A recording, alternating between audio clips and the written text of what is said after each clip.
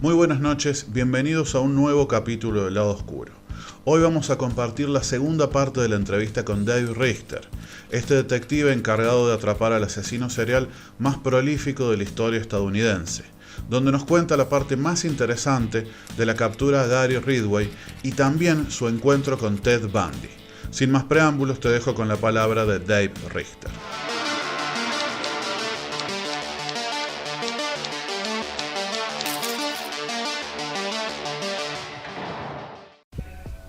So, yeah, I just want to, make this point that we really had a strong connection to the families. The families, we were their conduit. We were their connection to the solution of their daughter's case. We were trying to find the answers to the questions that they were asking about. Where is my daughter? Why was she killed? Who killed her? And why did he kill her?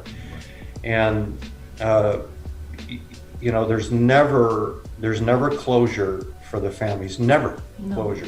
So we never use that word because they will always, and still today, always miss their daughter. I mean, can you imagine losing your daughter at 14, 15, 16 years old? Or in some cases, your mother, some of the victims were a little bit older, or aunt, family member. That's a pain that never goes away. No. You move through life day by day with the memory of what they could have been. I don't claim to have, the toughest life in the world, but it wasn't picturesque, leave it to Beaver. That may not be an analogy that some people can relate to. It's a TV show up here in the United States, but the so-called normal family life where everybody's happy. I grew up with constant battles and fights in my household. I made it through just sheer determination and never giving up, and ended up as the lead investigator. And then they closed the case down, and somehow I become the sheriff of the 12th largest sheriff's office in the nation. And then we solved the case, and then later end up as a member of Congress, the United States Congress, for 14 years. That is not a plan that I would ever put in my life. This is God's hand working, and I believe, definitely believe that's true. So I know we're bouncing around just a little bit, but when we caught Gary Ridgway, we knew we had a lot of work to do yet, because we had 10,000 items of evidence. And so we started to review all the evidence, can you imagine, you're now preparing for court. He has 8 attorneys, and they are at eight lawyers, all paid for by they were public defenders. They're all paid for by the taxpayer. And they are asking for discovery. So everything that we had, they have access to. So we had to find all 10,000 items of evidence, all the documents, all the interviews, all the paperwork, all the follow-up reports, all the photographs, everything that we collected over those many years. We had to find them.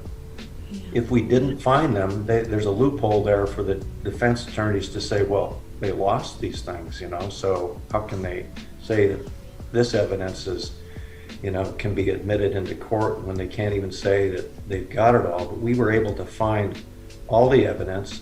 We were able to later discover, after we arrested him, he went to jail, and we continued to review our evidence, and we looked at paint evidence. We found on 3, this is amazing, 3 items of clothing from 3 different victims. On Wendy Caulfield, we found microscopic paint spheres on the ligature that was around her neck. She was in the river, and the river was washing over her and washing away evidence, but for 2 weeks, over 2 weeks. But we found microscopic paint spheres on her ligature around her neck. The second piece of clothing we found was on the riverbanks about a mile away from where Cynthia Hines, Opal Mills, Marcia Chapman, and Debbie Bonner were found, in between Wendy Caulfield and those four bodies. There was a blouse found. I collected that blouse, and we found microscopic paint spheres on that blouse, and the mother identified that blouse as being Cynthia Hines' blouse. The third piece of evidence was a garment that was found in a grave site in the Federal Way area, which is just south of Seattle. This victim, Debbie Estes, had been buried for 6 years. We didn't find her body until 6 years after she was killed. And that blouse was so decomposed that when you tried to collect the fibers disintegrated as you collected them. But we found on the fibers microscopic paint spheres. So we compared those to the paint spheres, or the paint evidence on his coveralls, and they matched. So we were able to charge him with 3 more cases. We had 7 cases now that we charged him with. The defense team was first going to say, with the DNA evidence, well, sure, you're going to find DNA evidence on these young girls, because the whole purpose of visiting a prostitute is to leave a sample behind. And so they just happened to be killed, but not by Ridgway. They had to be killed shortly after he had sex with them. That was their defense. And the interesting thing about that is that this was also a new science. The way that they were able to find the microscopic paint spheres, and the techniques in which they used to compare the paint from his coveralls to the victim's clothing. So we were very blessed and fortunate at the advancement of technology in helping us. So a lot of credit goes to the scientists and the lab people who worked on this case. So we had a total of 7 cases that we could charge him with. The defense attorneys decided to come to us and went to the King County Prosecutor's Office and asked whether or not they could make a deal. Ridgway is a coward. And obviously he's a monster, but it was all about saving his life.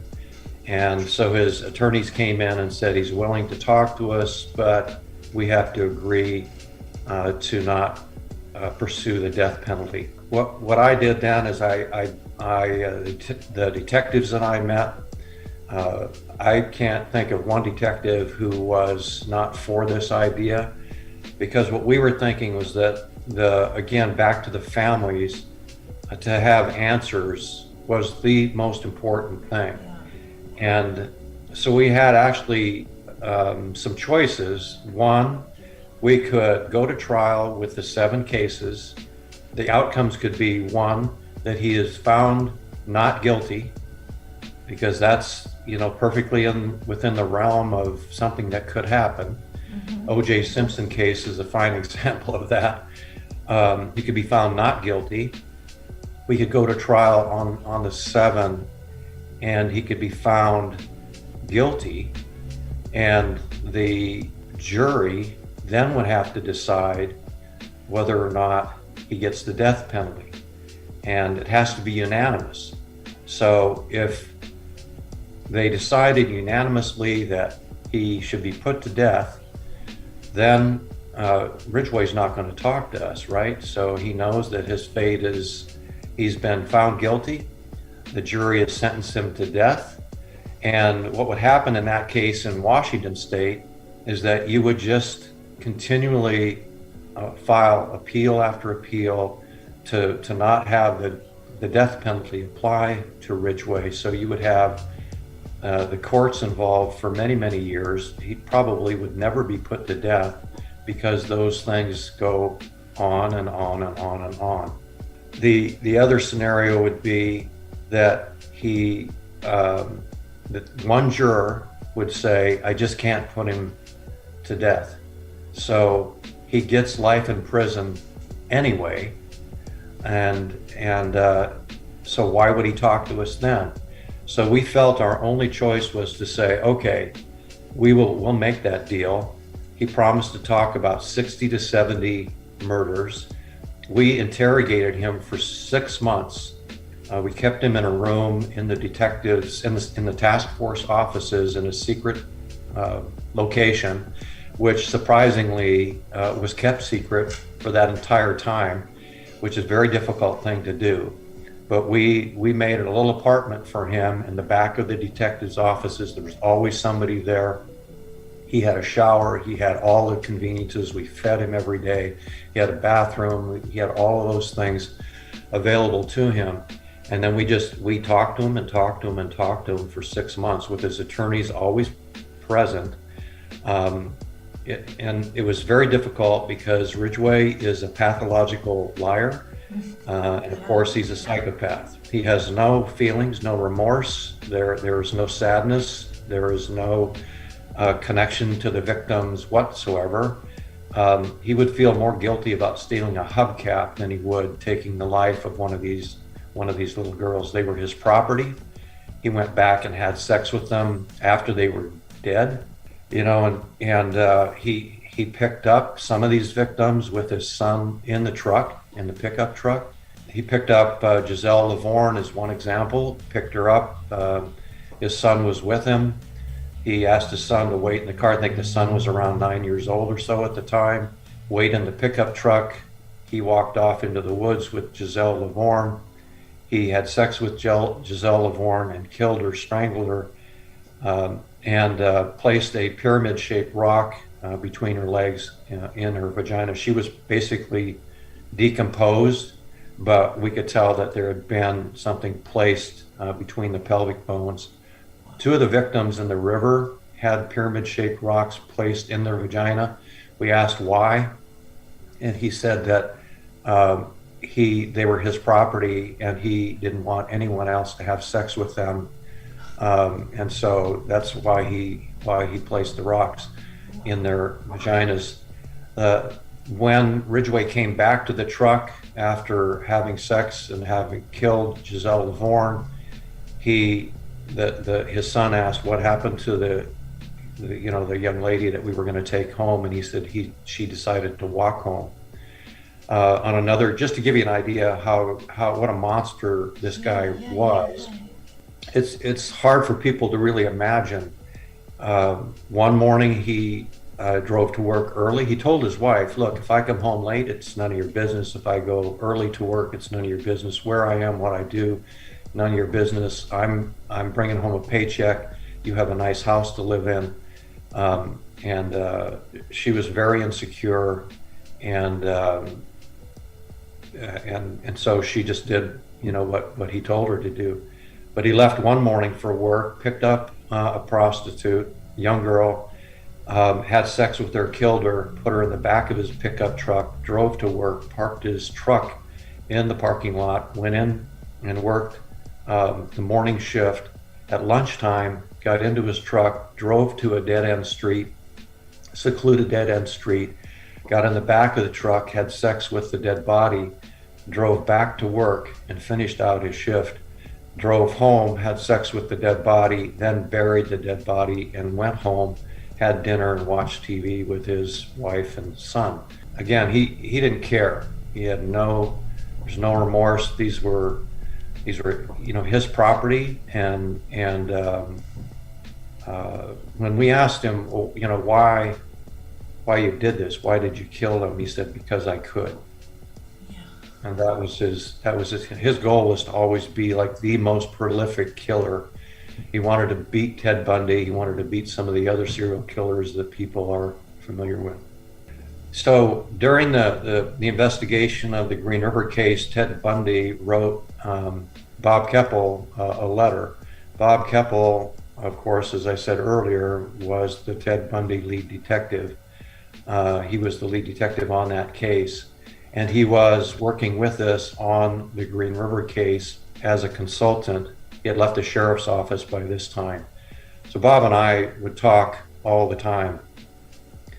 And Bundy wrote Bob Keppel a letter, and then wrote us a couple of more letters addressed to both of us and said, hey, I think I can help you understand the mind of a serial killer. So Bob Keppel and I flew to Florida to interview Ted Bundy. By this time, he was in prison in Florida, in Stark Prison, and we interviewed him for over 2 days.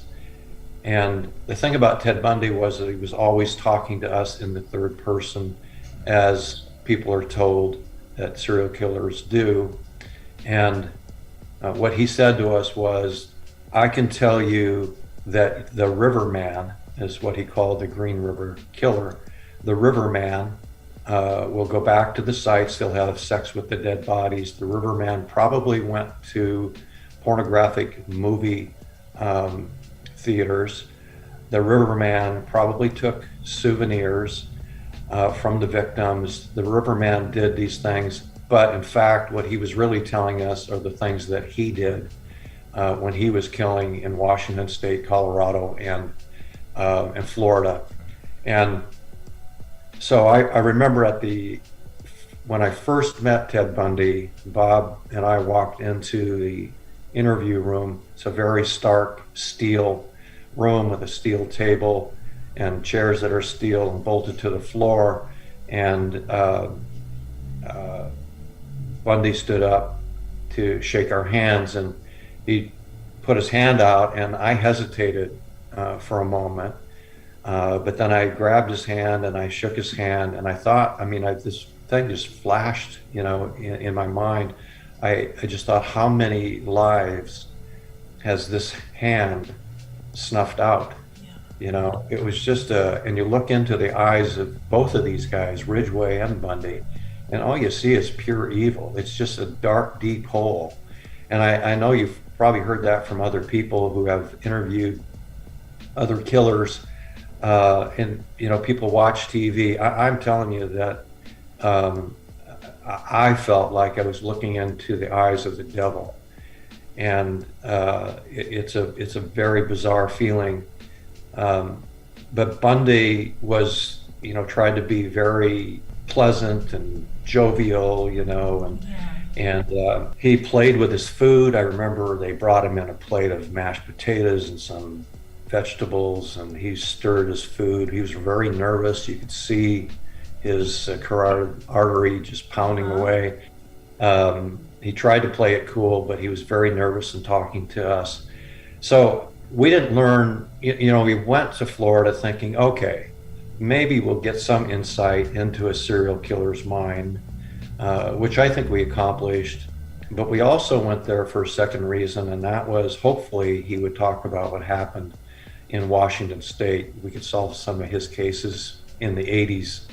We hoped we could solve them by talking to them, the cases that he committed in the 70s in Washington State, late 70s and early 70s. But toward the end of the interview, I asked him, would you see Ted Bundy ever talking about what happened in Washington State? And he said, well, the time's not right. Ted could talk about those things at some point in the future, but I have an expertise. Just know that I have an expertise in understanding the mind of a serial killer, but don't ask me why. Yeah. Of course, we knew why. Yeah, of course. That I try to tell everything. I don't hold back any secrets, because I think it's important to let people know those monsters are still out there. Yeah. And then also, it's so important for people to understand that those little girls, and now today a lot more little boys, are out there being they're kidnapped. Yeah. They're runaways, and so I describe it this way: they are victimized at home sometimes through domestic violence and sexual assault and other emotional abuse, etc., and they run away from home because they don't feel that they're loved, and then they end up on the street, and they end up with these bad people. In the case of the Green River victims, they ended up with pimps who said they loved them and bought them things with the money they made through sex. They forced them out on the street, got them addicted to drugs and alcohol, and then took their money and took their lives and victimized them again. And in the United States back in the 80s, these little girls were treated as criminals. Yeah. And instead of saying, we need to help them, they're victims. So the criminal justice system victimized them again. Yeah. Instead of helping them, right? Yeah. So guys like Ridgway in the 70s, 80s, and before then, they weren't the focus of the prostitution investigations. It was always the young women and the girls. But eventually we've now discovered, go after these, and I'm going to call them monsters too, because they're paying for sex for with teenagers, little girls and young women. They're abusing them, they're assaulting them, they're raping them. Yeah. And we need to hold them accountable, go after them, put them in jail. We need to pay more attention to these little girls who need our help. Well, I would say the same thing that I said to him the last time I got saw him. you, asshole. That'd be the first thing. And then I would say, so I did get to see him one time before he went off to prison. After the case was adjudicated and he knew he was going away for life, I went to the King County Jail as the sheriff, dressed in my, with all the gold stars and all that, and the badge and all that stuff, just to impress him a little bit more. But to say, he claimed to be a Christian. And I said to him, if you claim to be a Christian, then you know that what you have to do is to confess your sins. And that means all of them. And that means to tell us everything that you've done. If you think that your soul is going to be saved, then you need to confess everything that you've done. And he had a prayer that somebody had written for him that he said he'd been praying every night, that he'd be forgiven. And the problem is that he showed there's no remorse there. So if you don't feel sorry for what you did, how can you be forgiven, right? Yeah. So, and only God knows what's in his heart. I know and understand that. But if I were to interview Ridgway again, that would be the first thing that I would start out with, because he's now 70 years old. So he's got to be thinking, okay, I've spent so many years in prison. I'm 70. I don't know how much longer I'm going to live. Death is knocking at my door. Maybe it's time for me to get these things out and to confess these things. That's the conversation I would have with Ridgway. I don't know how to thank you. It's too much for me, for us. Thank you. Yes, and thank you for your passion and your conviction. Well, I had a good family that supported me, and my wife and I have been married now for 51 years. So wow. We got married at 19, so she's been through all of this with me, as well as my kids, and now my grandkids, and we'll have 3 great grandchildren by September, by the way. Why? But God has blessed me. It was very hard going through those years. I won't say that I never said to God, why can't we solve this case? I mean, why can't we solve it now? But it's in his time.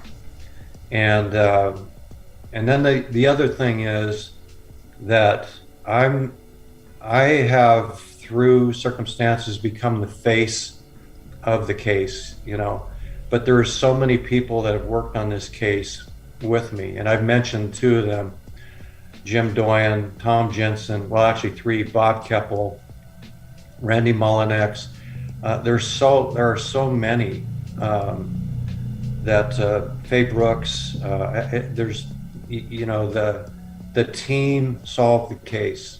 The team of scientists from the Washington State Lab, State Patrol Lab, the team of detectives from all the different cities and counties that came together. We had 2,500 volunteers that helped us search the sites, 2,500 people who would come out and help us search these sites for evidence. And just to show you how good they were, I'll tell you a couple of stories. In one case, one of the first cases on the riverbank, a young girl, we're shoulder to shoulder on hands and knees from the water to the street and on a slope like this. Mm-hmm. And they're searching. And one of the girls screams and stands up, and they're supposed to raise their hand and let me know that they found something. So I was called and I went down and I looked at it, and I'm parting the tall grass. And she says, I found a finger. And I looked down in the grass, and what she really found was a small fishing lure that somebody had dropped in the grass. It was pink, and it looked like the tip of a finger. And this is how detailed we got. We would go through these scenes. It seemed like grass of blade by grass of blade, and clipping and trimming and cutting trees and bushes. We collected birds' nests because we thought the birds had collected hairs and fibers from the body that was found nearby. We collected animal feces and searched through that for anything that may have been swallowed that couldn't be digested, so, you know, like a piece of jewelry or something.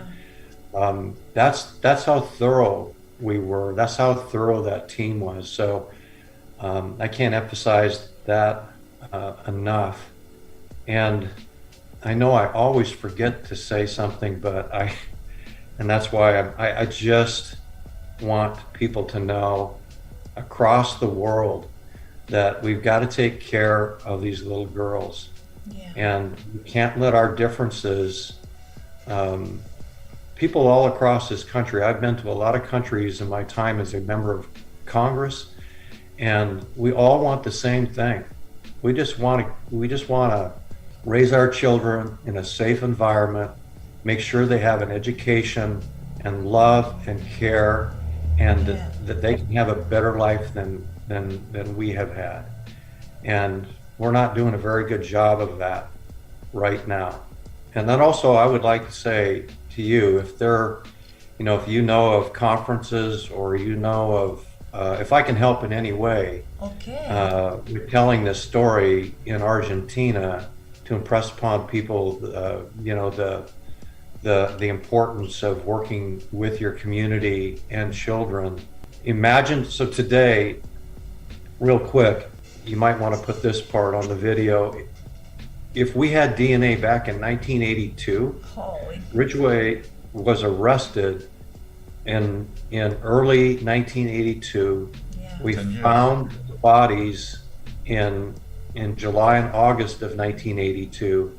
We could have compared, if we had Ridgway's DNA when he was arrested, we could have compared the DNA from the bodies to Ridgway's DNA, and we would only had 6 young girls killed instead of 60 to 70.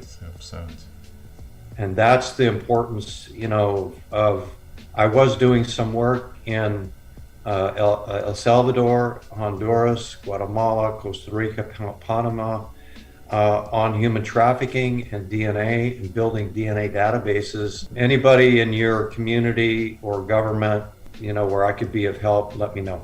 I have 2 friends in San Luis, Argentina.